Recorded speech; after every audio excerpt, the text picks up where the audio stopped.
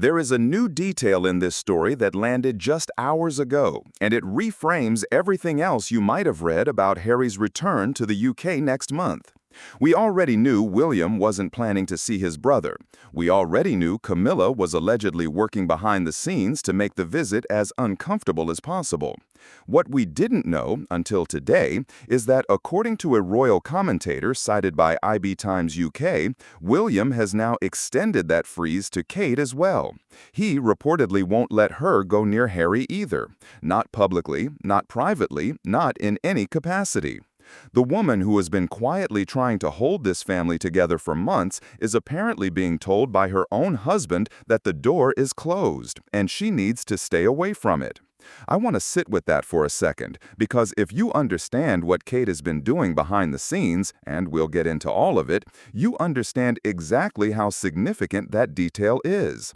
This isn't just about two brothers who don't get along. This is a family that is splitting along lines that none of the official photographs, none of the carefully managed public appearances have been able to hide. And next month, when Harry lands on British soil with Meghan and their children for the first time since 2022, every single one of those fractures is going to be visible in a way they haven't been before. So let's start from the beginning, because there are several things happening simultaneously in this story, and they don't make sense unless you understand all of them at once. Harry is coming to the UK in July. That much is confirmed. The official reason is the Invictus Games, his Olympic-style tournament for wounded and injured service personnel, which is scheduled to take place in Birmingham in 2027.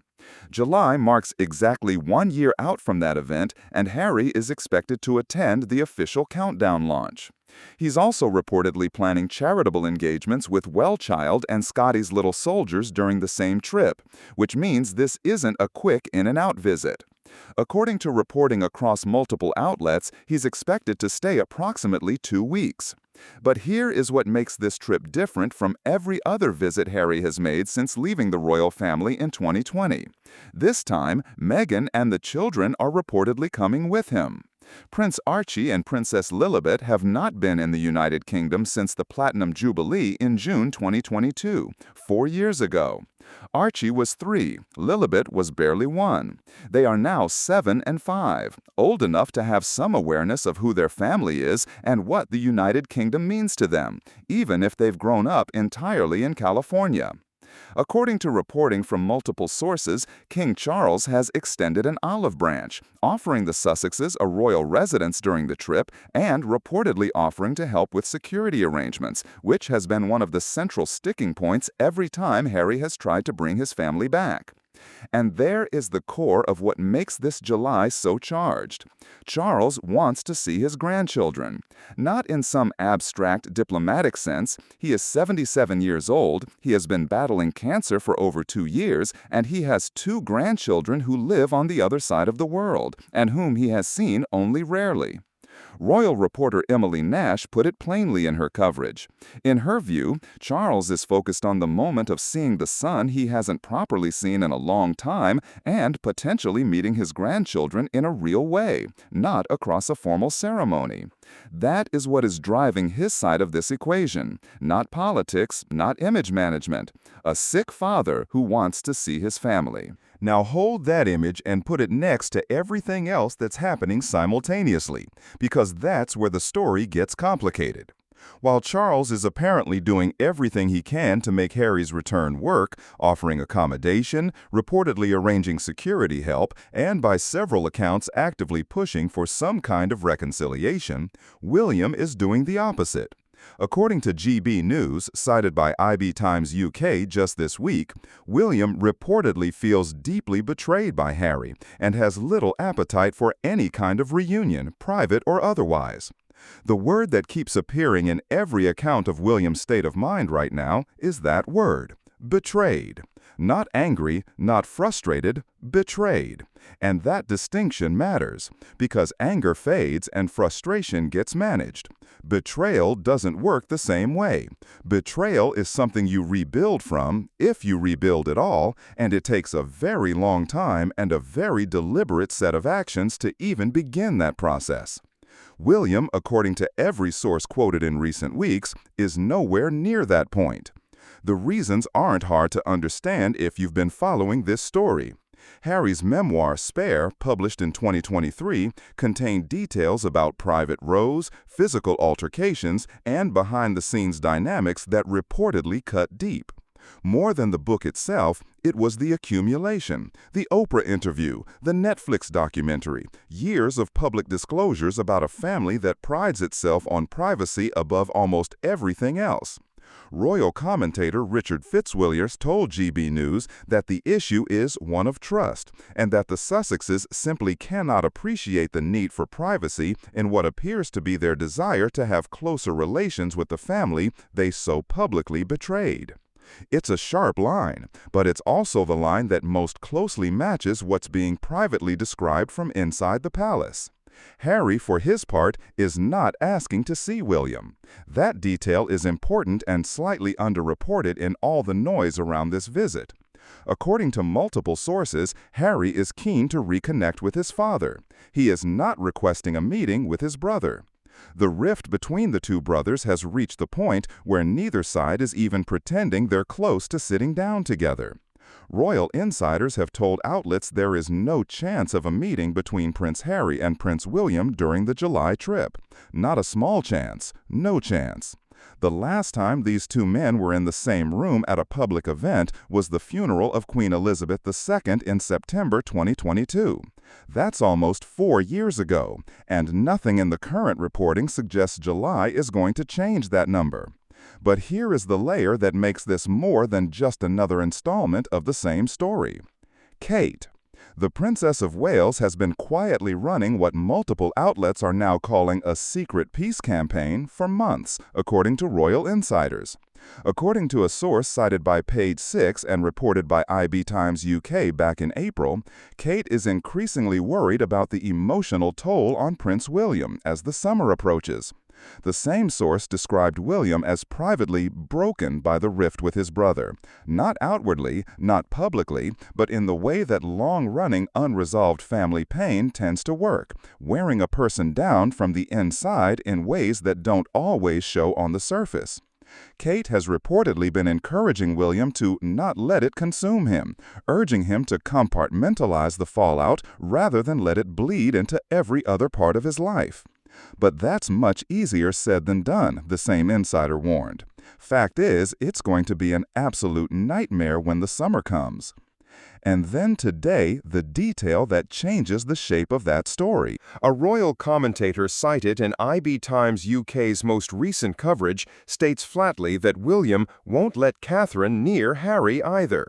That Kate has been warned or told or simply made to understand that her quiet diplomatic instincts are not welcome in this particular situation. That the bridge she was trying to build from her side is not something her husband is prepared to let her construct.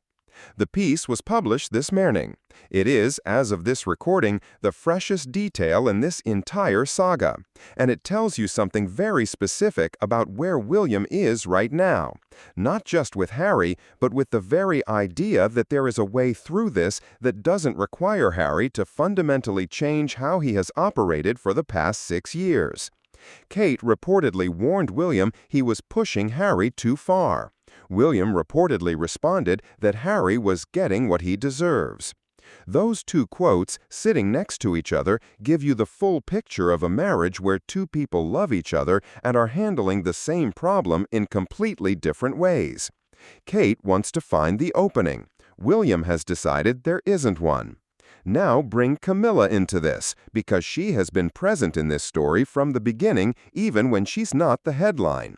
According to reporting from Heat World, cited by IB Times UK, Harry believes Camilla is constantly poisoning Charles against him and blocking every attempt at reconciliation behind the scenes.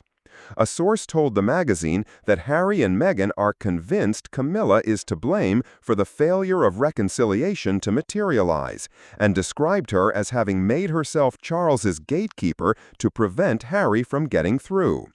The same reporting claims Camilla has been very vocal about opposing Harry's July visit, calling it a huge mistake to give Harry and Meghan even an inch, and stating her intention to make the visit as miserable as she can make it. Whether any of that is accurate is impossible to know from outside. But the fact that it's being said, and said consistently across multiple reports over several months, tells you something about the atmosphere inside the family right now and about who Harry believes is standing between him and his father. There is one more detail in this story that keeps getting overlooked, but is probably the most politically revealing thing on the list.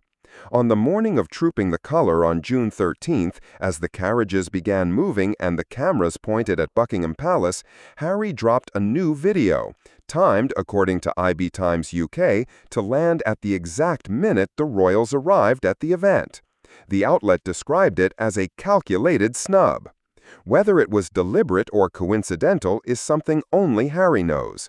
But the timing was noticed, it was reported, and it added another layer of friction to a week that already had plenty. Meanwhile, Harry was not invited to the wedding of his cousin Peter Phillips on June 6th. According to reporting, efforts were made to keep the guest list uncomplicated given the attendance of senior royals including William, Charles, Camilla, and others. Some sources suggest William may have influenced that decision. None of this has been officially confirmed, but the pattern, Harry absent from family events, Harry's timing on public announcements creating friction, the family's collective silence on any path toward resolution, that pattern is consistent enough to be worth naming. So what actually happens in July? The honest answer is that nobody knows yet. Charles will likely see Harry. That seems the most solid piece of the current picture. Whether Meghan attends Invictus events remains unconfirmed. Whether the children actually come and whether Charles gets the private grandparent time that seems to be what he's actually hoping for, all of that is still being negotiated. Security is still a live issue. Harry has been demanding government-provided protection for his children during UK visits.